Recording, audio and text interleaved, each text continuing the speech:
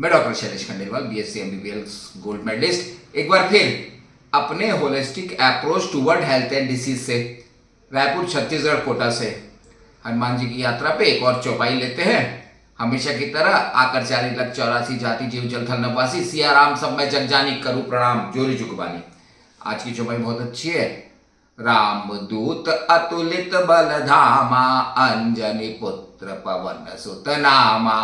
पिछले बार की चौपाई में हनुमान जी ने ज्ञान दिया था। इस चौपाई में आत्मिक बल देते हैं। एक एक चीज को समझते हैं। राम दूत, ये राम के दूत है। प्रभु श्री राम ने इनको बोला कलयुग में रहो, कलयुग के राजा हैं, पवन देवता है, हमारे साथ हैं। दूत के रूप में सबको ये आत्मिक बल देते हैं, बल प्रदान करते हैं। अब वो कैसे देते हैं? देखो, साइंटिफिकली बेस्ड यदि हम सोचे तो हमारा शरीर कोशिकाओं से बना हुआ है। कोशिका के अंदर केंद्रक रहता है, सेंटर, जैसे केंद्र की सरकार होती है ना, वैसे ही कोशिका सेल रहती है छोटा सा, उसके अंदर केंद्र रहता है। केंद्र के अंदर जाएंगे तो वहां पे एक डीएनए शब्द तो कॉमन हो गया। लोग बोलते हैं ना डीएनए की जांच कराओ भैया, कॉमन शब्द है। डीएनए ऐसे सर्पिलाकार दो लड़ रहती है। यही राम के जैसे हम पढ़ते थे ना, तब यही राम के जैसे काम करती हैं। ये अपना एक दूत बनाती है, अंदर ही न्यूक्लियस में एक और दूत बना देती हैं। ये दूत बाहर चले जाता है कोशिका के, वहां एक जगह टिक जाता है। विज्ञान की भाषा में इसे मैसेंजर आरएनए दूत कहते हैं, दूत। और यही फिर प्रोटीन सिंथेसिस में काम करता है। उसमें मैसेज रहता है, शरीर के अंदर जो हम खाना खाते हैं उसके अमाइनो एसिड्स उसमें जुड़ जाते हैं, इस प्रकार प्रोटीन। तो ये दूत जब मैं पढ़ता था ना तो मैं बोलता था ये राम दूत है भैया, एमआरएनए मैसेंजर आरएनए दूत का काम करता है और नया नया प्रोटीन बना देता है। शरीर में जो दिखता है ना ये प्रोटीन, यही बनाता है। अतुलित बल धामा, जिसके पास बल बहुत हो। तो इसके लिए आपको छोटी सी कथा सुनाते हैं तो आपको इनका प्रताप समझ में आएगा। अब जैसे हम यहाँ से घर चले जाते हैं तो हमारे घर के बच्चे जो 10वीं 11वीं में है वो हमको घेर लेते हैं शाम को कि डॉक्टर अंकल कोई कहानी सुनाओ अच्छी वाली। एक बार ऐसे घेर लिया उन्होंने।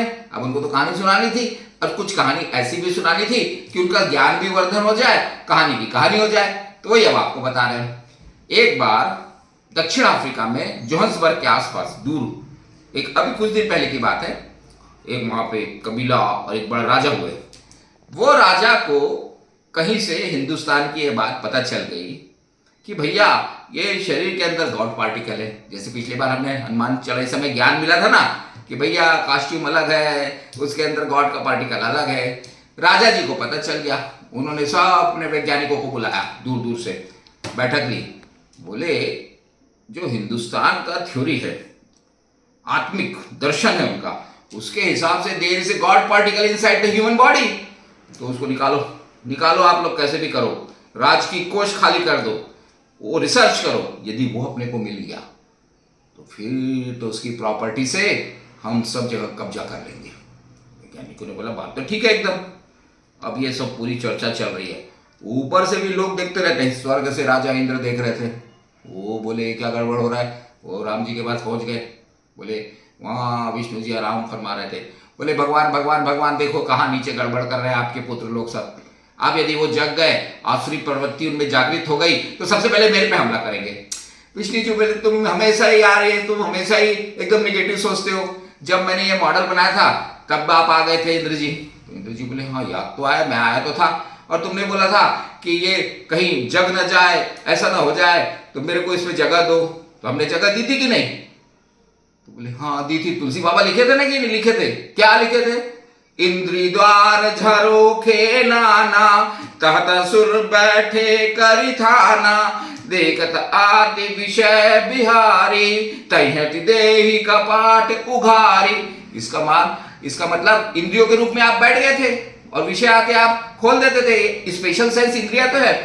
अब इंद्र भगवान बोले हाँ बात तो सही है। बोले जाओ आप जब वो जबरदस्ती निगेटिव सोचते रहते, चलो जाओ। अब नीचे वो राजा भैया वो सब वैज्ञानिकों को बुला के वापस कर दिया। बोले 3 महीने बाद बैठेंगे। 3 महीना हो गया, सबको बुलाया, सबको बोला बताओ गॉड पार्टिकल अलग हुआ कि नहीं हुआ, थ्योरी लाओ। आप सब वैज्ञानिक मुंह लटकाए खड़े, कुछ नहीं हुआ। अरे राजा भी बड़ा होशियार था, वैज्ञानिक थे वो, ऐसे थोड़ी।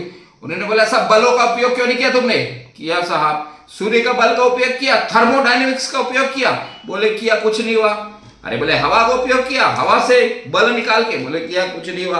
अरे तो पृथ्वी का बल यूज करते ना, गुरुत्वीय बल, गुरुत्वाकर्षण बल का यूज किया, बोले कुछ नहीं हुआ। अरे तो सॉलिड में चुंबकीय बल था ना, उसको यूज करते, मैग्नेटिज्म का, बोले कुछ नहीं हुआ। अरे तो विद्युत बल का उपयोग कर लेते, अरे साहब कुछ नहीं हुआ। तो राजा बोला यार अणु बम, आणविक बम, अणु एटम के फोर्स का यूज करते, अरे साहब कुछ नहीं हुआ। बोले फिर न्यूक्लियस का फोर्स, न्यूक्लियस बल, न्यूक्लियस फोर्स का इस्तेमाल करते, अरे कुछ नहीं हुआ साहब, सब सिर पटक लिए। ये गॉड पार्टिकल अलग ही नहीं होता।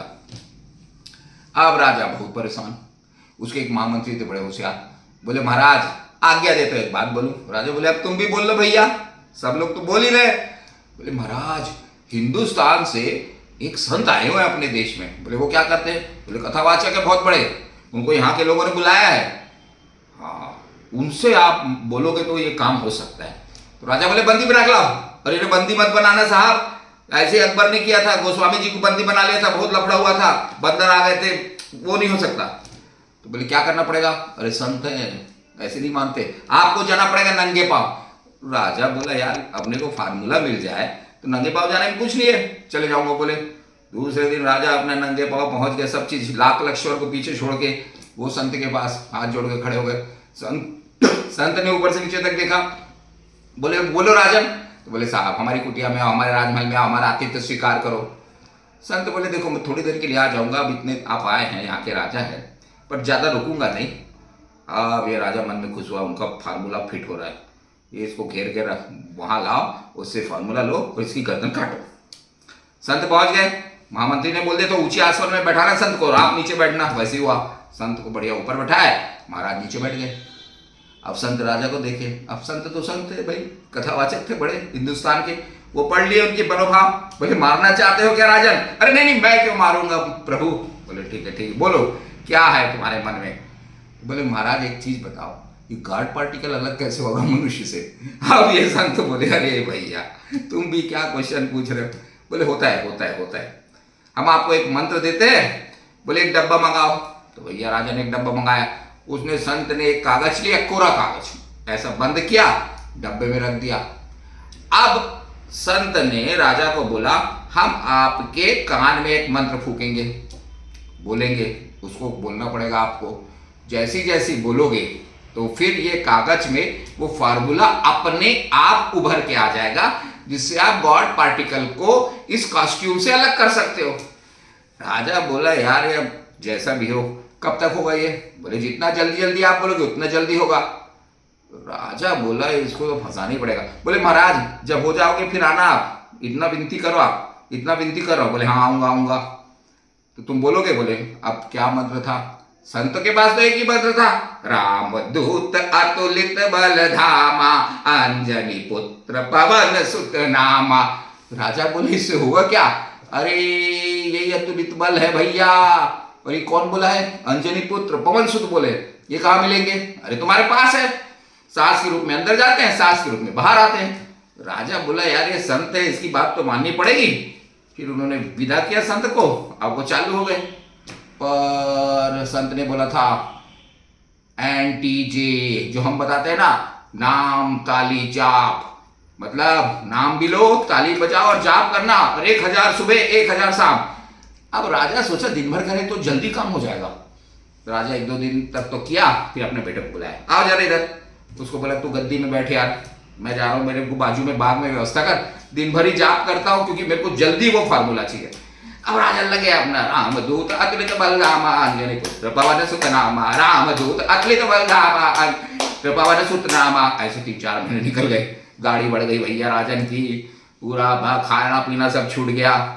अब 1 साल हो गया, 1 साल बाद फिर संत आया, उनका फिर प्रवचन था। वो ढूंढे कहाँ है राजन, वो उसके बेटे लोग गए भैया, वो तो कहाँ वहीं पे झोपड़ी में बाल बढ़ गया उनका। अब राजा ने देखा इनको, संत को पैर पकड़ लिए, बोले आपने वचन दिया था मैं कुछ मांगू दोगे? बोले हाँ। तो एक ठोक लेके आ गए थे पोटली, आपके साथ चलूंगा। संत ने बहुत समझाया, अरे फार्मूला, अरे नहीं चाहिए फार्मूला, मिल गया। कहाँ मिल गया? मेरे अंदर मिल गया। अरे तो अंदर क्या मिल गया? वो अणु मिल गया। अरे क्या मिल गया? बोले पार्टिकल मिल गया। वो संत समझा समझा के परेशान, राजा तो निकल लिए, हिंदुस्तान आ गए। वो उनके बेटों ने बोला भैया सब वो अपना क्रेडिट कार्ड दे दो, ट्रांसफर कर देंगे पैसा।